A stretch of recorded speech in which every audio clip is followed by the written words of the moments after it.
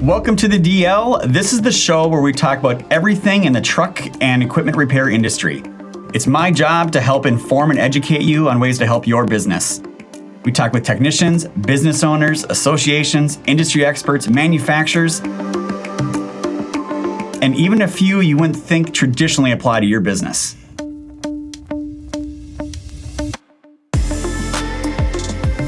Welcome everyone to another episode of the DL. I am your host, Tyler Robertson, and today we are going to again talk about things that are coming in the near future.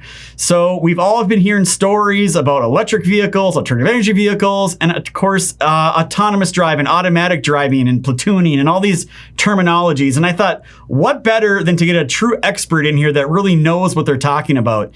So we're going to be talking to you a little bit from Mr. Richard Bishop, but let me give you his background a little bit first. So he's got about 30 years involved in the area of connected and intelligent vehicles. This includes cars, this includes trucks, it includes robo-taxis. We'll be getting into all that. He sits as a chairman on the American Trucking Association with TMC Study Group for Automated Driving Study. He's an expert really when it comes to intelligent vehicle systems, and he contributes regularly on Forbes.com, especially regarding this area. In 2010, he co-produced a documentary called The Thinking Car, which is regarding crash avoidance systems, which we'll play in here, and we'll kind of explain to you how that all relates to what's going on in this industry. And he's worked at the federal level with managed the U.S. DOT's program for in-vehicle highway automation R&D, established the National Automated Highway System Consortium. He's also established some international groups as well and is still involved in those councils. So with all that said, Richard Bishop, I hope I did a good job, at least humble bragging you up here to everybody to explain a little bit about who you are. Yeah, that was fine, Tyler, and I appreciate you having me on. I'm looking forward to our conversation. So let's just have a brief overview to everyone and explain what automated trucking is, because we're starting to see headlines now about trucks making 3-day deliveries and doing all these things. And, you know, I know there's like electric, we're not going to talk about the energy side. Let's talk about the autonomous side. So what exactly is automated trucking and why is it important to our industry? Well, if you're driving down the road 5 years from now, 10 years from now, and it's mostly full of automated trucks, it's not going to look any different from driving down the road now and being next to trucks. The trucks are going to operate the same way, et cetera. What's different is there's a computer system driving it and not a regular truck driver. So, you know, I see the headlines. I follow the industry a lot. I see all of these startup company names that people that are traditionally in our industry have never heard about. Plus.ai, Embark, Too Simple, Waymo. They've heard of Uber. They've heard of Tesla. Amazon just bought Zoox. I think that's how you pronounce the name. They got about $1 billion in funding this startup company that Amazon swallowed up. You know, there's a bunch more. What's happened here? Is there a catalyst that happened all of a sudden? And why is so much money? I mean, it's literally billions flowing into this new technology that doesn't really exist today, and people are trying to figure it out. Yeah, what is the catalyst? I think it's the startup culture that's the catalyst. The engineering work in automated driving has been going on since the 1950s. General Motors was active, others in Japan and Europe. It's continued at sort of modest levels, and with public money, for the most part, public money, government money supporting it. And the program I was running in the 1990s, National Automated Highway System Consortium, and was led by GM with Carnegie Mellon, UC Berkeley, and there's been similar projects in Europe and Japan. So that was a good thing. Things were rolling in a good way, but it's very different when you're working with all private money. And so during the OOs were the DARPA challenges, the DARPA Urban Challenge. That was still public money that was sort of motivating all that, but it was different. It was sort of prize oriented, not typical RFP and contract.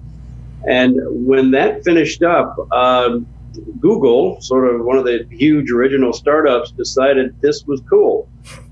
A regular corporation can't just say something's cool and poof, they go spend millions of dollars. But Google did that. It was a visionary move on the part of Larry Page, the co-founder, and that really busted it open because they set up a bunch of engineers who didn't have to deliver on a certain timeline, didn't have to generate revenue. They were doing something for society. And this is what's important. That shifted the whole investment and startup industry, which had been around a while, you know. That shifted them from only investing in software plays to software and hardware, i.e. vehicles, that just blew it open. And so you had Google come along, and then these other companies that have jumped in China and others in Silicon Valley. And so that got us to this energy in automated driving generally. And, it was very focused on robotaxis early on, Waymo in particular, and Voyage and Uber. And then, things kind of slowed down there, and the investors took a breath, and everybody kind of discovered what was, in a way, very obvious. Man, the business case and the deployment approach is so much more straightforward if you're doing this with heavy trucks. That's an established industry. With robotaxi, you have to create a new industry, but trucks are trucks, freight is freight.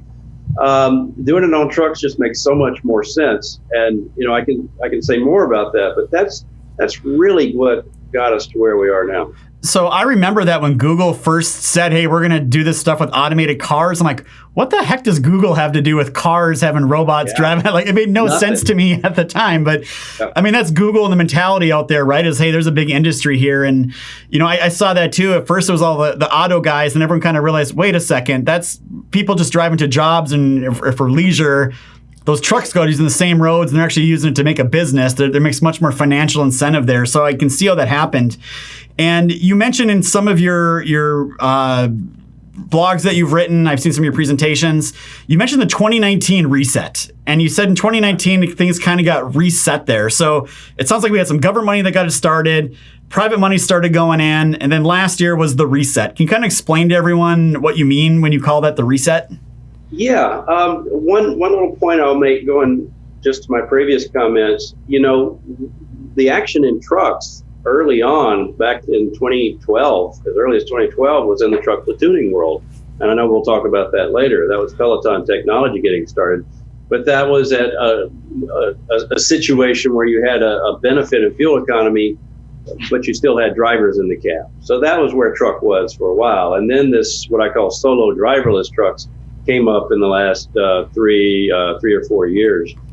And as you say, and I've got a slide in my presentation that shows the logos of everybody active here, and the slide's getting crowded. A lot of companies, 6 or 7 major ones in the U.S., all startups.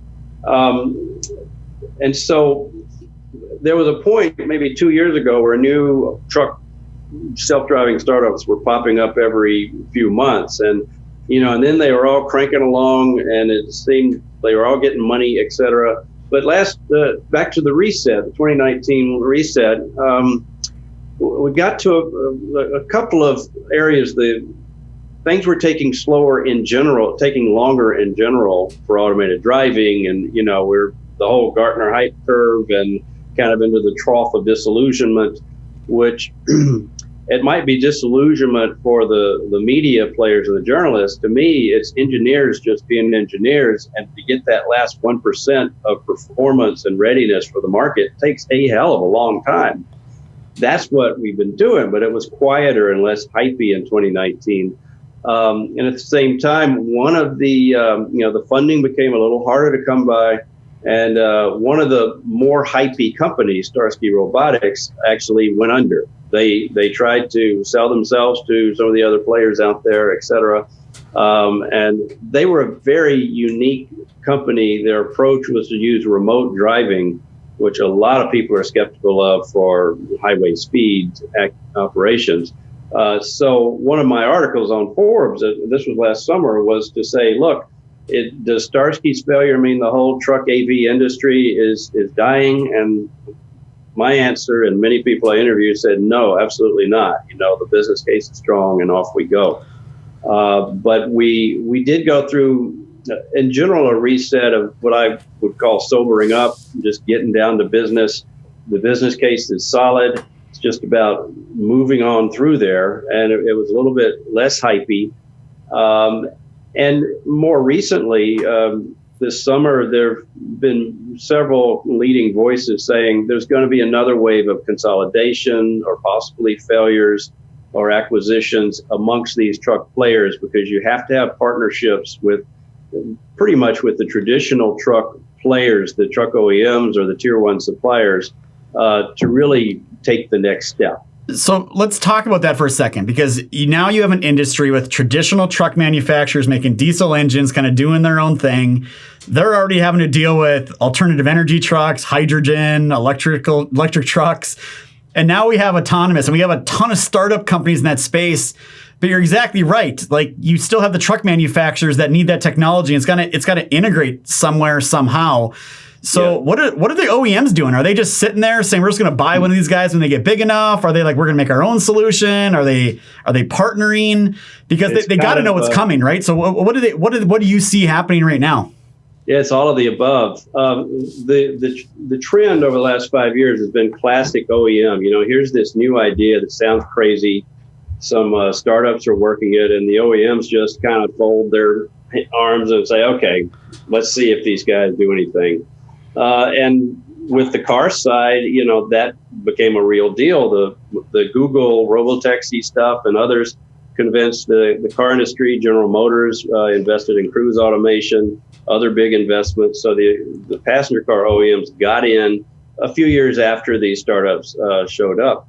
Same thing has happened for trucking in different ways. Daimler, Freightliner, decided they're going to go their own way. So they actually acquired a company, Torque Robotics, and they are internally building their own automated truck system. They have amazing capability in Daimler, and I'm sure they can do that. Volvo Group is doing the same thing. They haven't acquired anybody external, but they've set up a new group that's part Gothenburg, part Silicon Valley. And then there's been announcements just very recently of Traton, the Volkswagen truck group, which is Scania and MAN, Scania, and part of Navistar, that has partnered with the truck startup Too Simple to bring a product to market. So it's really a mix, and that's not the end of it. These truck OEMs are talking to the leading startups. There's a lot more going on behind the scenes, a lot more than what you see in the news. Yeah, I mean, I got to imagine this is I don't know how big the market size is if you can ever get to that full, level 4 autonomous. So, but on that note, can we break it down for everyone? Because there's really, as I understand it, 4 different levels of autonomous vehicles and advanced stuff here. Can you kind of break it down for everyone, like what those levels are and kind of where we're at now and how that works? Yeah, the official levels of automation there are six levels going from 0 to 5. And engineers were involved if they started with 0 instead of 1. And engineers were involved, Society of Automotive Engineers. And, it's really a simple spectrum that on the 0 end is driving as it's always been done, humans doing everything. And at the top end, the other end, level 5, the human is doing nothing and the vehicle can go anywhere a human can drive. So in between, there's various sort of sharing between the human and the system. A level 2 system, the Freightliner Cascadia, which is the most advanced thing out there, can operate at level 2, which means that both foot pedals and steering wheel are controlled by the system. The driver still has to pay attention to the road and keep their hands on the wheel.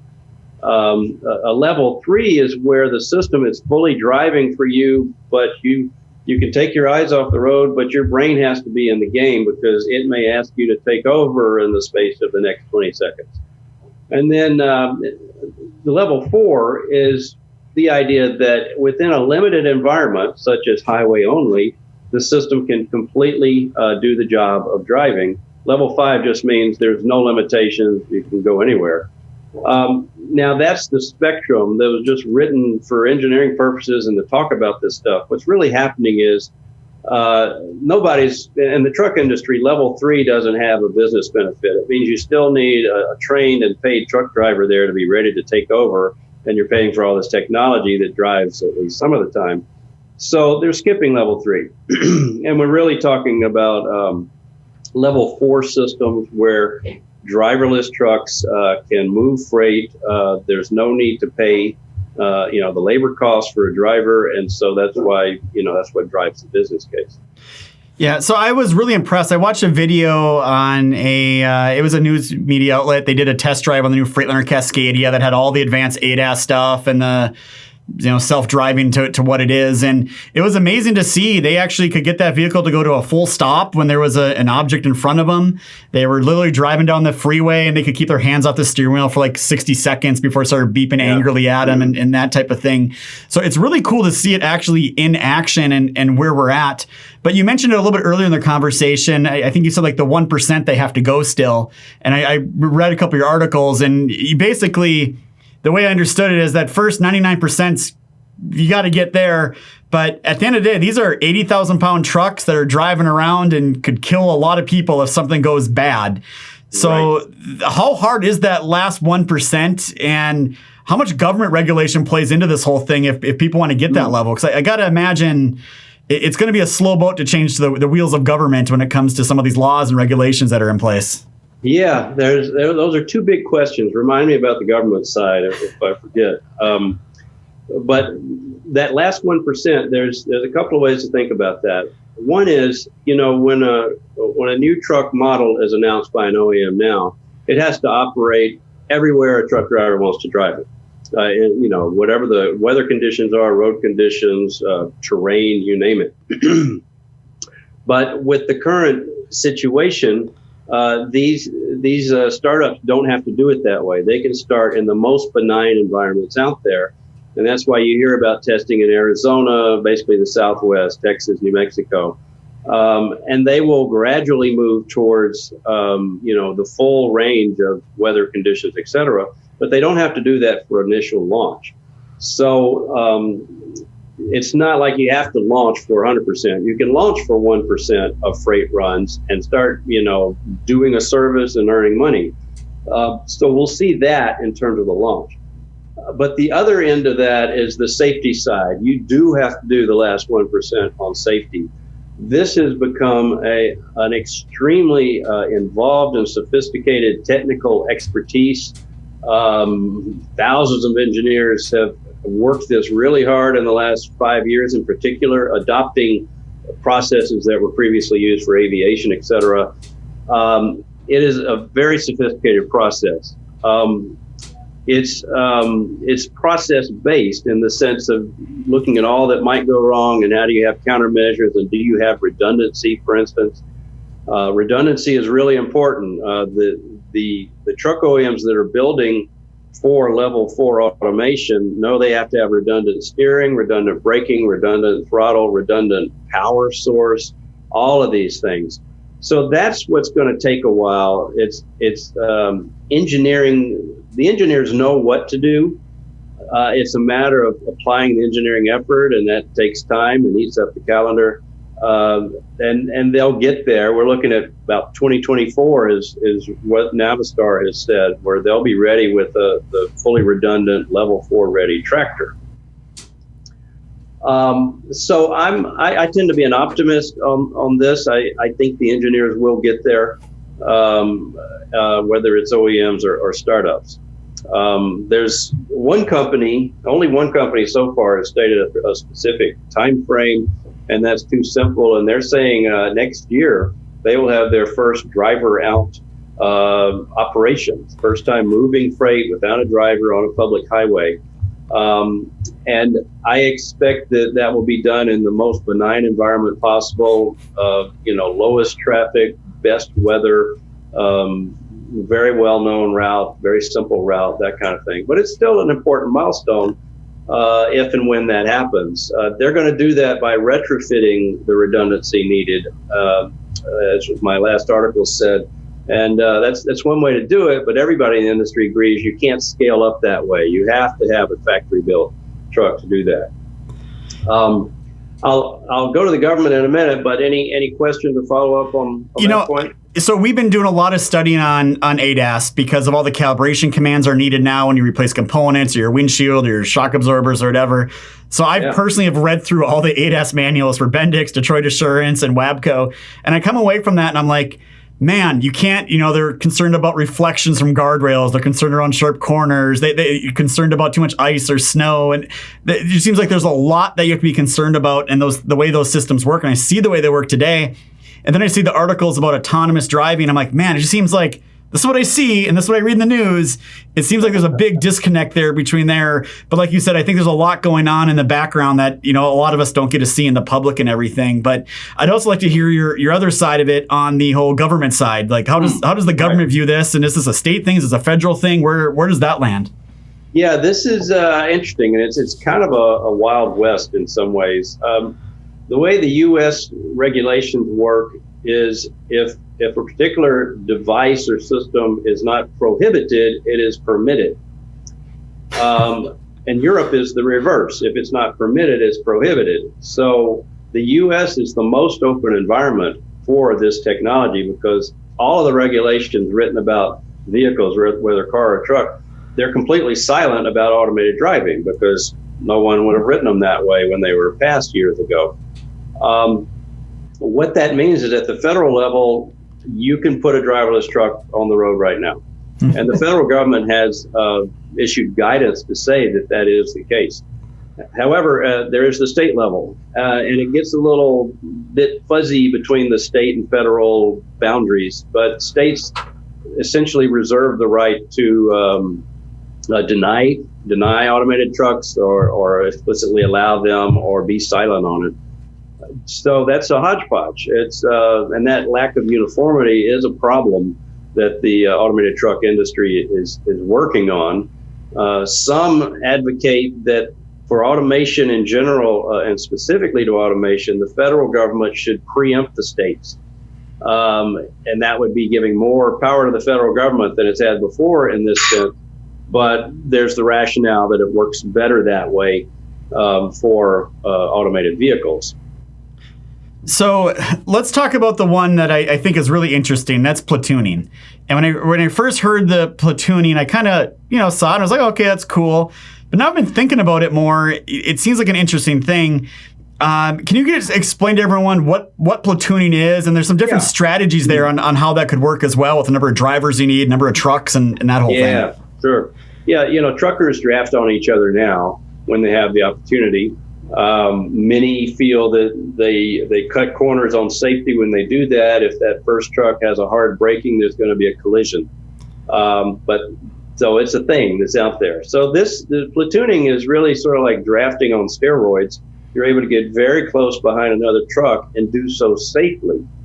And it's enabled by a vehicle-to-vehicle communications, a special radio connection that's very, very fast. In a tenth of a second, it can take care of anything that needs to happen in terms of coordinating those two trucks. So essentially, in the first generation platooning, the brakes and the throttle are completely synchronized between two trucks. There's a regular driver driving in a regular way in the front truck. The rear truck, the driver in that truck, their feet don't have to do anything. They're steering, they're monitoring the road. They'll initiate a lane change if they feel they need to. It's not that strange or unusual of a role for the driver. That allows them to run at 60 miles an hour at something like 30 feet, 40 feet, which is, typical truckers, even when they're drafting, they're up at over 100 feet. So the fuel economy benefits are huge. It's 4% for the front truck under those conditions, and 10% for the rear truck. So in essence, a total of 14% over two trucks, or 7% average. And that's at those specific conditions. If you're running a little faster or a shorter or a longer gap, it's going to change. But as you know, in the trucking industry, a few percent in fuel economy is a big deal. And here we're talking, huge numbers. And that's what's driving it. Yeah, so that really surprised me when I read that and heard your presentation on that the lead truck actually gets a 4%, even though it's the one pushing all the air, but it's the turbulence and everything behind it. Yeah. And I got my wife a newer vehicle, right? And it has the adaptive cruise control and the automatic braking and all that. And I'm like, I never used it before, but I'm going to set the cruise here and just go down the freeway on this trip and just see what happens. And you know what? It was pretty dang nice not having to touch the pedals at all. And it just kept me right there where I needed to go.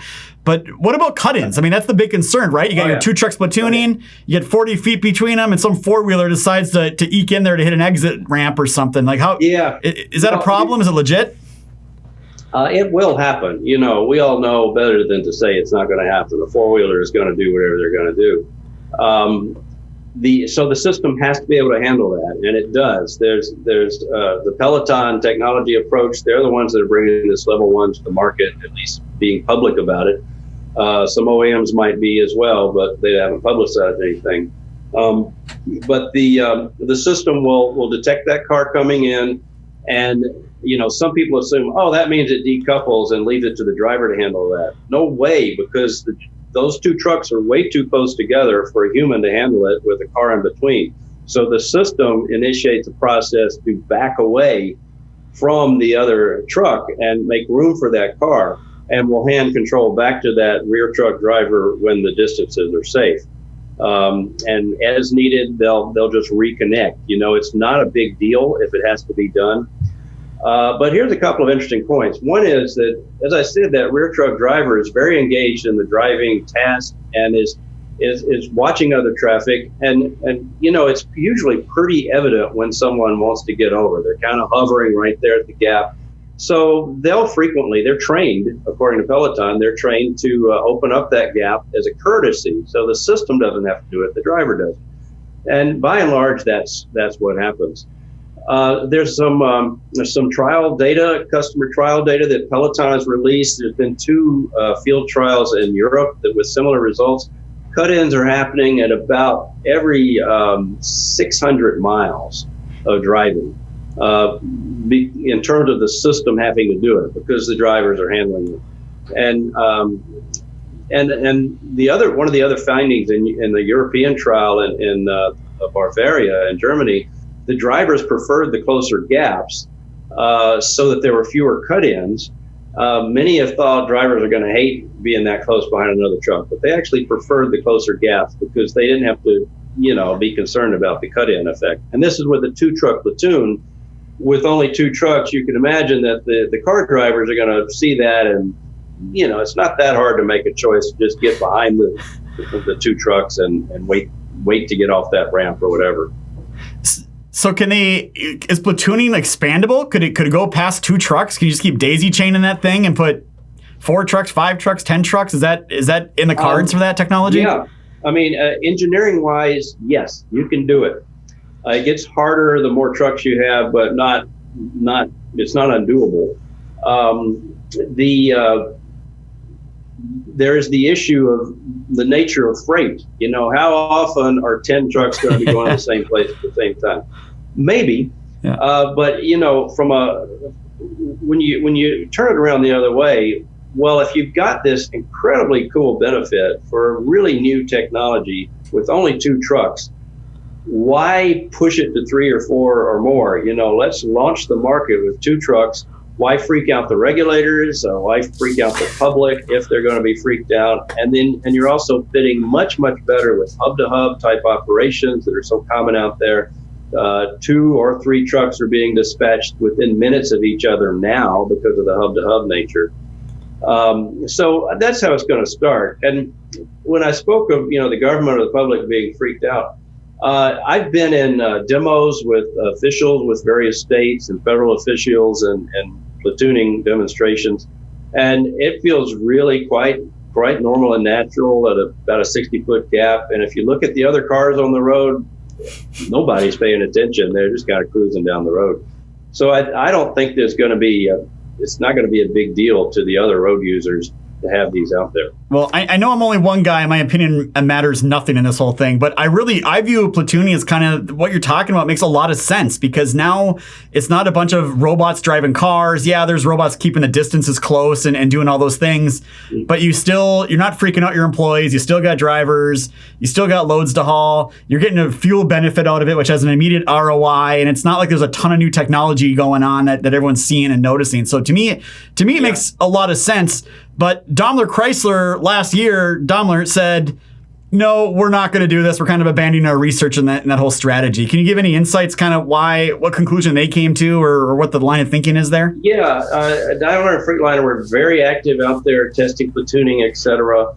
And in early 2019, they did make that statement. But the full statement was, we might come back to it if we see some value down the road.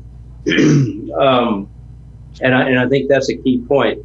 I think the other part of this was that Daimler has to look at their global market, and the road situation in Europe is not as conducive to platooning because they require the trucks to always stay in the right lane. They require the trucks to go, I think, a maximum of 87 kilometers per hour. We all know that is super slow compared to the U.S. situation. So the market in the U.S. is super good. And I'm guessing, knowing the guys I know at Freightliner, that they were really frustrated to see that program end, because they knew that there's good stuff happening. That's just my speculation.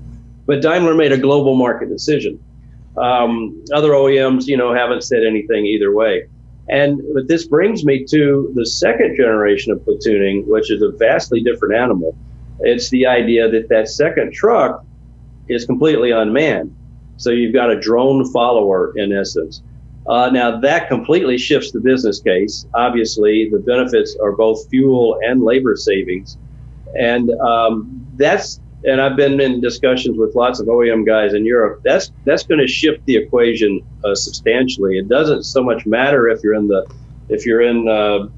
German Autobahn and you're in the far right lane and you're going 80 kilometers an hour. You're having one driver carry two loads, handle two trucks, and that's a huge benefit. So what we call that level 4 followers, this idea that the truck can drive on its own. But it's very different than the solo driverless world where a truck is out there all by itself, no humans around to help. With the level 4 follower, you've got a human in the front truck, can handle any kind of weirdness that's going on, work zone, things like that. And that rear truck doesn't have the technological need to look at everything. It's really just monitoring that gap between the two trucks, receiving data from the front truck. And it's a stepping stone towards the full autonomy. And that's the pitch made by the folks working on this. And that's Peloton Technology and a newer startup called Locomotion. So I know in the industry, we've been talking about the on-highway trucks. That's been a lot of our conversation today. But there's other applications out there as well, right? So I've heard militaries trying to do stuff so they can convoy things and move themselves around much quicker and more efficiently. I know the off-highway world's trying to do autonomous earth-moving equipment to dig basements and do stuff, and farm tractors are kind of already doing it. But then you also have like the shipyards, and you have the local yardage areas where they're not actually going out on the road, they're just kind of in there. Can you speak a little bit about some of the other application uses you see autonomous trucks besides that freeway driving? I'd say that's one of the headlines in the last couple of years, is it's expanding beyond just the highway. There's 4 sort of types of operating environments. One of them is controlled environments, so that's the ports. It might be a logistic yard, and there's activity there. There's a company called Outrider that's based in Golden, Colorado. They have automated and are now trialing these yard jockey type trucks that move trailers around between loading dock doors and a trailer storage yard all day long. Of course, humans have been doing this for a while. There's the labor cost there. These situations tend to become kind of complex and chaotic as the humans are doing it. And yet it's a pretty consistent, limited geographic area. it really fits automation pretty well. So you can go to outrider.ai and you'll see their trucks moving around. The first thing people bring up when you say that is, well, wait a minute, what about the brake lines? You can't just roll up to a trailer and take it away. Somebody's got to connect those brake lines. And they've done that with actually a robotic arm that grabs the brake line and hooks them up to the trailer. So there's other companies working in that area too. But this is one that's going to move quickly because to the logistics companies, Georgia Pacific, for instance, is working with Outrider. They see huge benefits here of more efficient operations, fewer minor crashes, et cetera, et cetera. So that's that world, controlled environments. Another world is, of course, there's the street side of things when you talk freight very generally. So if I'm talking about parcel delivery or food delivery, then you get all the delivery robots in the game. Or, for instance, UPS has started to work with Waymo. They're having Waymo vans, the same vans that Waymo is testing in Arizona and California to carry people around. Those vans are going to UPS retail stores, picking up all those boxes, taking them to the sorting center, wherever it is, several miles away. And that's completely intended in the future to be a completely driverless operation. So that's the street level. And then as you get into more higher speed operations, there's the resource roads. My best example is the forestry operations in Canada and Quebec. You've got roads going 30, 40, 50 kilometers from a cut field where the trees are being felled and taken to a sawmill. They're on unpaved roads that aren't in great shape, lots of curves, etc. But they have a driver shortage. They're not concerned about fuel economy, but they have a driver shortage, and they want to do auto-follow platooning so that first truck driver can handle 2 trucks on this run. Fundamentally, they're public roads, but they're very lightly traveled, and so there's a sense that this can be done. There's a group called FP Innovations, who is a think tank for the forestry industry, and they're initiating a program with some of the tech developers to actually adapt what's being developed for the highway and bring it to this setting. And there's similar things. I mean, the Army example is another one, and who knows what kinds of roads, but they want to have more drivers or more trucks per driver, more loads per driver. The word is the Army is going to release an RFP for thousands of these platoon-capable vehicles. There's already in the hundreds now, based on a contracted robotic research, and there will be a lot more. Is the word on the street. And then the last area is the one we've been talking about. It's the highway world, and obviously the market is huge. The business case is strong. There's two flavors. There's the platooning world, and then there's the solo driverless world. And the truck industry is so big and so diverse. There's plenty of room for everybody, and that's where the bulk of the money is going.